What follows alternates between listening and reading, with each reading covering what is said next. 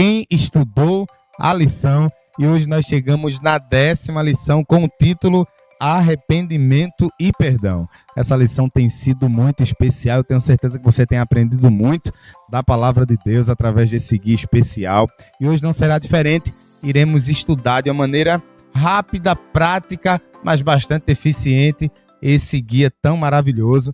E eu queria já chamar Danilo, para iniciar esse momento aqui da lição, já trazendo para nós algumas orientações acerca do sábado. Mas antes, dirige uma oração especial, Danilo, e pode iniciar aí os comentários acerca da lição da Escola Sabatina. E dessa forma, assim oremos. Senhor Deus Todo-Poderoso, obrigado porque o Senhor nos dá a oportunidade de compartilhar a Tua palavra por meio da lição. Obrigado porque o Senhor nos ensinou durante a semana e que o Senhor possa realmente nos iluminar, que possa fazer com que possamos ali compartilhar também nas classes de Escola Sabatina. Nos ajuda a compartilhar essa lição e que as pessoas possam entendê-la em nome de Jesus. Amém. Então a gente vê aqui na parte do sábado, E aí, como a gente viu ali, o tema da lição é arrependimento e perdão. E na parte do sábado ele tem aqui a tirinha que tem Jesus. Aliás, tem um xizinho, mostrando ali que tem a pessoa ali com a roupa suja. E agora Cristo tira essa roupa suja e dá roupas limpas para a pessoa. Isso daqui me lembra justamente ali onde tem Zacarias no capítulo 3, quando o sumo sacerdote Josué, ele justamente recebe, ele tira as roupas sujas dele e agora é imbuído de roupas limpas, representando, inclusive, como é mostrado aqui no versículo 4, ele vai e fala o seguinte: eis que tenho feito que passe de ti a tua iniquidade e te vestirei de finos trajes. Então perceba que essa roupa limpa aqui é justamente a salvação de Cristo, Então é tirar a iniquidade agora e ser revestido da justificação que só Cristo pode nos dar. E isso daqui eu já faço lembrar aqui um ponto que é: o cristão, ele não vai ser salvo pelos méritos dele. Na verdade, nenhuma pessoa vai chegar lá no céu e vai atribuir méritos a si mesmo. Na verdade, todo louvor e toda glória vai ser atribuída a Deus, porque toda a salvação, tudo o que a gente fizer de bom aqui na terra e o mérito realmente de ser salvo, de realmente ser purificado, é em Jesus. Então a gente não tem como se salvar por si mesmo. Nem a gente está falando aqui sobre arrependimento, mas nem o arrependimento vai ter como brotar de nós mesmos. E aí a gente vai agora para o domingo, que ele fala o seguinte: a correria da vida, e é utilizado aqui uma história, justamente ali onde a gente está na correria e tudo mais, a gente acaba deixando passar o essencial. Antes da gente iniciar, a gente estava comentando aqui que isso lembra, inclusive, a história de Marta e Maria, onde de fato Maria ela estava buscando ali a parte mais importante, que era Cristo, enquanto Marta estava na correria e dizendo assim: mestre, quando é que você vai dizer aí para Maria fazer as coisas? Mas o grande ponto é: o que é essencial na nossa vida, E a gente acaba, por causa da correria da vida, acaba de fato esquecendo do que é essencial, como realmente seguir o caminho de Cristo, Então, aqui é mostrado sobre o sábado, mas você pode aplicar em vários sentidos da sua vida, E aí eu queria até mostrar aqui, ler o finalzinho aqui do bloco azul, que ele fala o seguinte: ao contrário da cultura, que nos impõe, você já está bem do jeito que é. Deus nos convida a voltar-nos para Ele em arrependimento e fé. Então o grande ponto é que a gente não deve agora deixar que a correria da vida nos submerjam, tá entendendo? E de fato a gente fica achando que não, tá tudo certo, eu vou me salvar desse jeito mesmo, já tá tranquilo. Não, a gente de fato, e a gente vai falar aqui inclusive sobre reforma, de fato você, a gente vai dizer que o que é arrependimento, mas é justamente você ser constrangido por Cristo, de fato fazer alguma coisa, não por seus méritos, Cristo em você. Eu já puxo agora para segunda-feira, que fala graça suficiente como título, e traz uma história muito, muito interessante, que eu espero que você compartilhe aí. Eu acho que eu vou até me reter um pouco de tentar contar a história, vou ter que tentar introduzir de toda maneira, Mas leia e traga as reflexões do que você achou de mais interessante do capítulo 32 ao 34 de Êxodo, né? Que no caso fala, o contexto é que os israelitas fizeram uma firme aliança com Deus desde o capítulo 19, ali puxando as leis, etc. Mas após fazer uma firme aliança com Deus, eles caíram em pecado, e num pecado gravíssimo.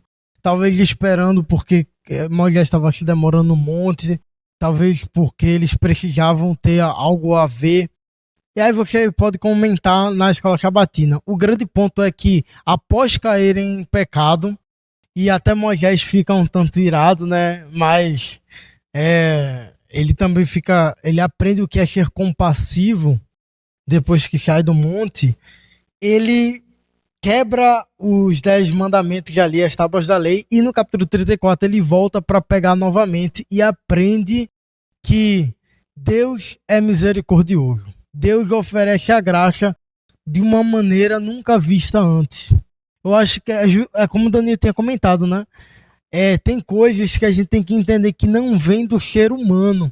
Se Moisés, por exemplo, agiu da maneira que agiu, e tem uns pontos muito interessantes que eu vou tentar me reter um pouquinho para você comentar na escola sabatina, mas a forma que Moisés agiu ali, certamente ela aprendeu em contato com o seu Criador. E ali ele age daquela maneira compassiva, e Deus, da mesma forma, também estende ali um perdão, estende a misericórdia para o seu povo. Ele mostra que a graça, a salvação, ela é estendida para todo mundo, contanto que eles se arrependam.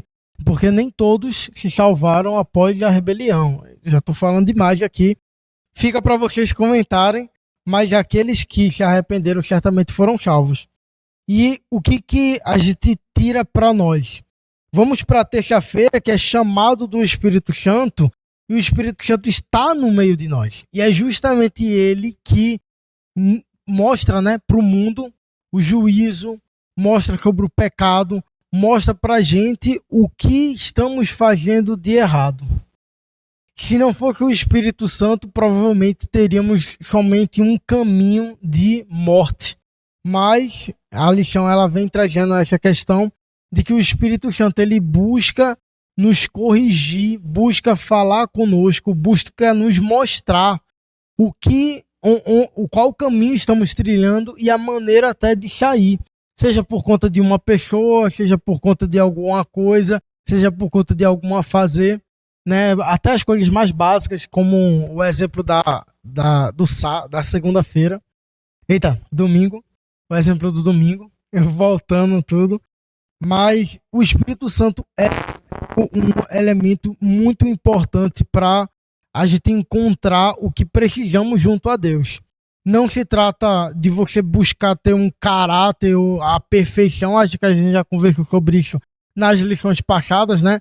Buscar por meio de obras ser a pessoa mais perfeita do mundo, dizendo, não, aqui com o Espírito Santo eu não vou fazer nada mais de errado, mas você entender onde você cai e a maneira que tem como voltar. Porque nem sempre, e talvez tenha sido parte do que aconteceu também lá no tempo de Moisés, né, o que é tratado na segunda-feira, nem sempre a gente tem a vontade, a coragem ou ousadia de chegar-se a Deus após ter se afastado dele. Infelizmente é o caminho natural do ser humano sempre querer se afastar. Mas apegado ao Espírito Santo, permanecendo nele, ele vai te mostrar como voltar para essa questão. E aí a pergunta que eu deixo para vocês é: qual foi a última vez que você percebeu recebeu, né, uma repreensão de Deus ou um chamado ao arrependimento? Como é que você agiu? Como é que foi? Talvez seja interessante você refletir, nem que seja só para você mesmo, porque tem coisas que a gente tem que lembrar para corrigir e não cometer novamente. Ou pelo menos tomar como um exemplo bom. Se for o caso de que você conseguiu entendeu a maneira e tinha que se arrependeu, isso é algo bom que a gente tem que lembrar, porque quando vier a acontecer de novo, você sabe que vale a pena e não se afasta, que é o maior erro que o ser humano pode tomar. Exato. E é uma coisa interessante aqui a ser comentada sobre o chamado do Espírito, né? E eu vou estar sempre enfatizando aí. É o seguinte: muitas pessoas já acreditam que para chegar a Cristo, para realmente se entregar a Jesus, não, eu preciso estar puro, eu preciso estar santo, eu preciso, sabe, me limpar completamente, né? Lembre-se que os méritos são apenas em Cristo. E aí, só que é necessário você ter fé. Perceba, a fé não vai lhe salvar. A fé vai lhe conduzir ao que salva, que é Jesus. Tá entendendo? Então, como o Daniel comentou, ele sempre tem a graça de Cristo. Deus, ele proporciona a graça pra gente. Você tem que ter fé que ele vai lhe salvar. E aí a fé vai lhe conduzir àquele que salva. O grande ponto é, você não tem como chegar a Cristo perfeito. Veja, é o próprio Cristo que está lhe chamando, é o próprio Cristo que lhe capacita a realmente sentir a vontade de ir até ele. E aí eu vou ler aqui uma coisinha que fala o seguinte, ó: os pecadores devem ir a Cristo para que sejam capazes de se arrependerem, pois o veem como seu salvador, seu único auxílio. Se pudessem se arrepender sem ir a Cristo, poderiam também ser salvos sem Cristo. Então o grande ponto é que só o fato de você sentir que Cristo está lhe chamando já é o agir de Cristo na sua vida. E agora, de fato, você pode receber, no caso, Cristo vai lhe constranger ao arrependimento, e aí, de fato, você vai poder se perdoar. Justamente, né? Quando a gente vai, por exemplo, voltando um pouquinho para a charge lá, não se trata do que você pode exatamente fazer, porque e Cristo tira ali e coloca as roupas da salvação. Não se trata também de tempo, porque quando a gente vai para a história da segunda-feira, né? E foi instantâneo ali a graça, porque o certo, para quem vai ler, que quer que a galera lê, nem que seja para da sexta para o sábado, mas quando acontece o problema, era para todo mundo morrer. Era para a condenação vir de cara, e não veio, mas ofereceu algo de maneira instantânea. Lógico que Deus está fora do tempo, então ele certamente fez mais do que instantâneo, do que a gente pode dizer, né? Atemporal. Quarta-feira. Na quarta-feira, então, a gente tem aqui na rede semântica, né, a palavra perdão, né, dando continuidade a tudo que eles pontuaram aqui, o Danilo e o Daniel já pontuaram. A gente entende que há, de fato, um chamado do Espírito Santo, certo? Trazendo a gente ao que seria o verdadeiro arrependimento. É uma coisa que eu gostaria até de poder trazer novamente à tona aqui, é o que a gente estudou na semana passada. Na semana passada a gente teve o contato com a questão da lei, certo? E a lei apresentada pra gente como um espelho, que mostrava pra gente os nossos pecados. Mas ao mesmo tempo que a gente tem essa dinâmica da lei, mostrando pra gente os nossos pecados, a gente também tem uma necessidade que é importante. O Espírito Santo é quem nos convence do pecado, da justiça e do juízo. Porque a gente pode sim olhar para o espelho, ver-nos sujos, mas dizer nem é tão sujo assim. Quem nos convence de fato dessa necessidade é o Espírito Santo, é Deus operando em nós, certo? Então a gente tem aqui o verdadeiro arrependimento. E aí que vem o esquema da palavra perdão. Porque perdão é uma coisa que é dada a alguém que se arrepende, né? Como já foi mencionado. Se arrepende como? Se arrepende de fato, de verdade. Existe uma coisa que as pessoas no passado utilizavam muito para poder, pelo menos no começo da minha jornada de fé, eu ouvi muito, que existe uma diferença entre você estar arrependido de estar com o coração amargurado, certo? Um coração triste, entristecido, né? Por quê? Porque a gente pode sim se sentir triste por conta de algo que a gente fez, mas a gente não está arrependido do que a gente fez. É o medo dos atos, né? Do resultado dos atos que vieram ali. Mas Deus nos convida diferentemente para um arrependimento que é real. Arrependimento que vai gerar mudança na gente. É necessário que haja mudança, né? Como diz lá em Efésios, no capítulo 2, verso 8 a 10, né? Ele vai mencionar que nós fomos criados de antemão para boas obras. Mas ele diz que tudo isso parte a partir do momento que fomos salvos pela graça. Ou seja, nos arrependemos de nossos pecados, fomos perdoados, e então a mudança ela tem que vir de forma natural e espontânea, né? O Espírito Santo que começou a boa obra em nós, ele irá terminá-la. E partindo aqui para quinta-feira, a gente tem o título Roupas e Identidade, apresentando uma dinâmica interessante. Até então, os meninos já falaram aqui sobre roupas, né, sobre o que é que ela representa, sobre também de quem essas roupas vêm. Mas o que muitas vezes não é falado é que a roupa expressa uma identidade. Quando a gente vê um traje de uma determinada cultura, a gente associa logo que aquilo vem daquela cultura, né? A gente tem trajes fortes, a gente de cores fortes muitas vezes está associado a culturas africanas, embora possa estar associado também a outros cenários, certo? Mas diante disso, a gente entende que inclusive nossas roupas, elas são uma forma de se expressar quem eu sou, como eu me sinto, o que eu quero representar, né? Na quinta-feira ainda ele vai pontuar uma questão importantíssima, que é quando a gente vai ver trazendo a gente de volta para Adão e Eva, onde ele apresenta a ideia de que Adão e Eva, por conta de seus pecados, eles tentaram se cobrir com folhas, mas a gente entende que Deus teve que providenciar para ele uma veste que eles não conseguiriam providenciar. Então Deus ali propicia vestes de pele de animal, que foi um animal ali sacrificado, no caso, pelo bem, né? Representando o que Cristo viria a fazer posteriormente, purificando a humanidade. É apresentada também a parábola das bodas, certo? Onde ele está mencionando que aquela pessoa que entrou na boda lá, as pessoas que foram convidadas para as bodas, elas tinham que estar com túnicas talares, né, que eram túnicas especiais para aquele evento, para aquela ocasião, né, representando também a necessidade de a gente apresentar-se diante de Deus purificados, com vestes novas e vestes purificadas, né.